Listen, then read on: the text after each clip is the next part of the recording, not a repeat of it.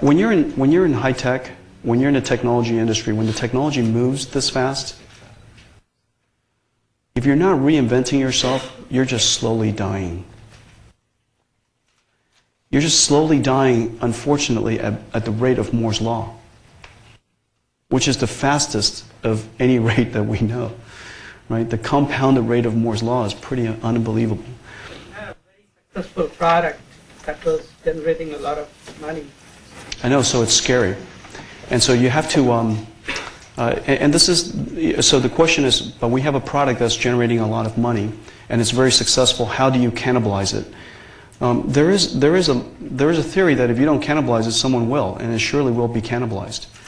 And so if you want to be a market leader, you have to take the initiative to cannibalize your own products and have your ideas cannibalize your own ideas. When we went from a fixed function graphics accelerator, a texture mapping engine for games like Quake 3 and Doom and those kind of games, to a programmable shading architecture, our first chip almost killed the company. It was called GeForce FX. I don't know if any of you have ever owned one of those. GeForce FX is a chip, is a processor that, you know, it's a baby only a mother can love. I mean, it's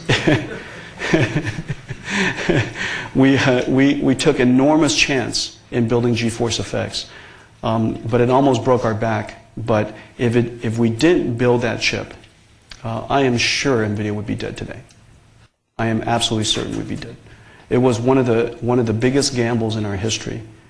We had to create, instead of an API, we had to go to a processor with a language, we call it CG, and a compiler, so it's kind of like a processor.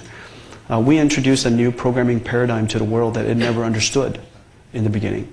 And so it took a lot of evangelism, a lot of marketing, a lot of education. But CG, inventing CG took us to unbelievable places.